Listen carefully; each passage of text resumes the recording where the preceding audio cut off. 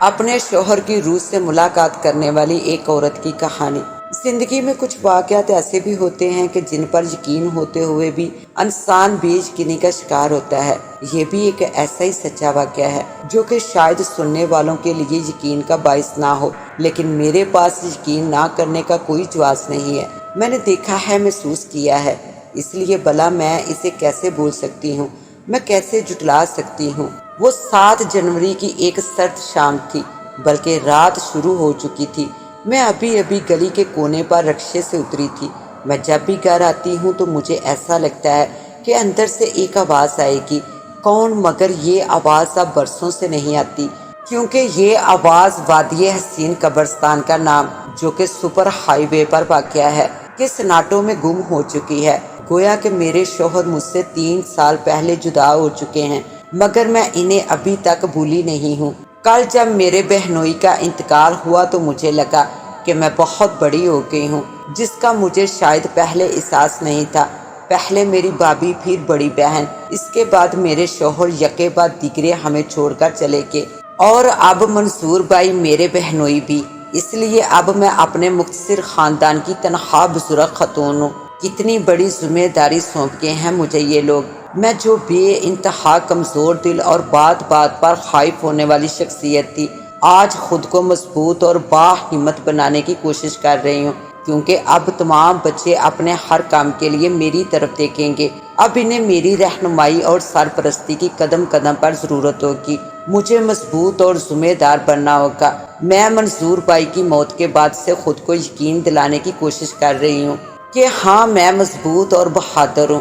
دراصل میں آپا کے گھر سے اپنے گھر چائے بنانے آئی تھی، کیونکہ موت کے گھر میں 3 دن تک چولہا نہیں جلتا، جبکہ سردی بہت تھی اور تمام گھر افسوس کرنے آنے والے مہمانوں سے بھرا ہوا تھا۔ میرے دونوں بھانجوں کے تعلقات بہت وسیع ہیں۔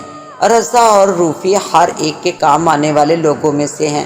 جب بھی کسی کو کوئی پرابلم ہو، اس کی مدد کے لیے میرا چھوٹا بھانجا روفی ضرور موجود ہوگا۔ اس لیے دوسرے دن بھی لوگوں کا تانتا بندھا ہوا تھا، لہٰذا میں نے سوچا کہ میں گھر سے چائے بنا لاؤں۔ میں اکیلی چلی آئی تھی، حالانکہ فرحانہ روفی کی دلہن نے ساتھ آنے کو کہا، مگر میں نے منع کر دیا۔ ایک تو علی اور عروب کی وجہ سے دوسرے 40ویں تک ہمارے گھر کی بہو بیٹیاں کہیں نہیں جاتی۔ میں نے یاسر میرے بیٹے سے چلنے کو کہا تھا، مگر اس نے بھی انکار کر دیا، کیونکہ وہ بچوں کے ساتھ کھیل رہا تھا۔ میں نے بھی زیادہ اصرار نہیں کیا، مگر اس وقت مجھے گھر کے اندھیرے سے قدرے خوف محسوس ہو رہا تھا۔ بہرحال میں رکشے میں اکیلی گھر چلی آئی۔ میں زیادہ تر رکشے میں ہی سفر کرتی ہوں، کیونکہ میری ایک ٹانگ میں تکلیف رہتی ہے۔ جب میں گھر کے کونے پر اتری تو میں نے رکشے کے ڈرائیور مولانا سے کہا کہ جب تک میں چائے بناؤں، آپ چاہیں تو اپنے گھر ہو آئیں۔ رکشے والے مولانا کا گھر قریب ہی ہے۔ غرض میں نے دروازہ کھولا تو صحن میں اندھیرا تھا۔ لوڈ شیڈنگ کا وقت 7 سے 8 بجے تھا اور اس وقت 7:45 ہوئے تھے۔ موبائل کی روشنی میں نے کمرے کے تالے میں چابی گھمائی تو مجھے اپنے سے کچھ فاصلے پر کسی کے پاؤں نظر آئے۔ کوئی تھا جو کہ مجھ سے تھوڑی سی دوری پر موجود تھا۔ میں بھاگ نہیں سکتی تھی اور گھر میں میری مدد کو بھی کوئی موجود نہیں تھا۔ خوف سے میری ریڑھ کی ہڈی میں ٹھنڈ کی لہر دوڑ گئی۔ میں نے بے ساختہ کمرے کے دونوں پھٹ کھول دیے۔ ایمرجنسی لائٹ کی روشنی میں نے کچھ دیکھا، وہ میرے لیے ناقابل یقین تھا۔ میرے گلے سے خوف اور خوشی کی گھٹی گھٹی آواز نکلی۔ آپ! مجھ سے تھوڑے فاصلے پر میرے شوہر کھڑے تھے، صحت مند اور مسکراتے ہوئے چہرے کے ساتھ۔ مجھے ایسا لگا کہ میں اب بھی گر پڑوں گی۔ میں دروازے کے قریب ہی بیٹھ گئی۔ میں نے اپنے حواسوں کو بحال کرنے کی کوشش کی اور مارے خوف کے میں نے آنکھوں کو بند کر لیا۔ شاید میں خواب دیکھ رہی ہوں، میں نے خود کو سمجھانے کی کوشش کی، مگر میں نے جب دوبارہ آنکھیں کھولی تو وہ کچھ فاصلے پر پڑے ہوئے صوفے پر بیٹھے مجھے مسکراتے ہوئے دیکھ رہے تھے۔ کیا تم حیران ہو؟ انہوں نے کہا، لیکن آواز میں ایک سڑسڑاہٹ تھی۔ گھبراؤ مت، میں تو روز تمہیں دیکھنے آتا ہوں۔ وہ روز آتے ہیں؟ میں نے حیرت سے ان کا جملہ دہرایا۔ ہاں ہاں روز، انہوں نے یقین دلانے کی کوشش کی۔ نہیں، آپ تو نہیں آتے، میں نے ضدی لہجے میں کہا۔ میری آنکھیں آنسوؤں سے بھر گئی۔ یہ تمہارا خیال ہے، انہوں نے سکون سے کہا۔ جب میں بیمار تھی میں نے کہنا چاہا، ہاں ہاں تم زین العابدین ہسپتال میں ایڈمٹ تھی، مجھے معلوم ہے جوید اور گڑیا تمہارے ساتھ تھے۔ آپ کو کیا پتا، میں نے بے یقینی سے کہا۔ بھئی میں ساتھ تھا، میں تو جب تک تم ایڈمٹ رہی وہیں رہا تمہارے پاس، میں تو ہر وقت تمہارے ساتھ رہتا ہوں۔ یہ ناممکن ہے، میں نے روندی ہوئی آواز سے کہا۔ آپ کو کیا پتا کہ میں کس قدر مشکلات سے گزری ہوں، کتنی مشکل میں ہوں۔ میں نے شکایت کی، مجھے سب پتہ ہے، مجھے سب معلوم ہے، لیکن کبھی مجبوریاں راستے کی رکاوٹ بن جاتی ہیں۔ ہر مشکل ایک وقت پر ختم ہو جاتی ہے۔ یہ وقتی باتیں ہیں، مگر ہاں، انہوں نے اپنی ازلی سکون سے کہا، کسی پر بیجا اعتماد مت کرو۔ تمہاری خود انصاری کی عادت مجھے پسند ہے، تم اس پر قائم رہو، اللہ سب مشکلات دور کر دے گا۔ میں نے دیکھا وہ آج بھی ویسے ہی پر اعتماد تھے۔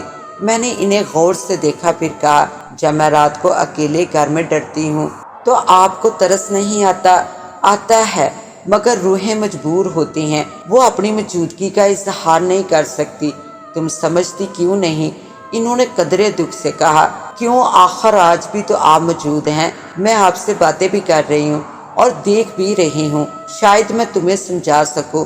انہوں نے کچھ سوچتے ہوئے کہا، روحوں کو ایک خاصے فاصلے سے دیکھا اور محسوس کیا جا سکتا ہے، اور شاید آج میں تم سے اسی فاصلے پر ہوں جس کی وجہ سے تم مجھے دیکھ اور سن سکتی ہو، ورنہ میں تو روز آتا ہوں اور تمہاری پل پل کی خبر رکھتا ہوں۔ تم اور یاسر جب میرا ذکر کر رہے ہوتے ہو تو میں پاس بیٹھا ہوتا ہوں۔ یاسر اب بڑی سمجھداری کی باتیں کرتا ہے، میں یہ دیکھ کر خوش ہوتا ہوں۔ تم ہر چیز کا خیال رکھتی ہو، میں تمہارے صبر اور ہمت کی داد دیتا ہوں۔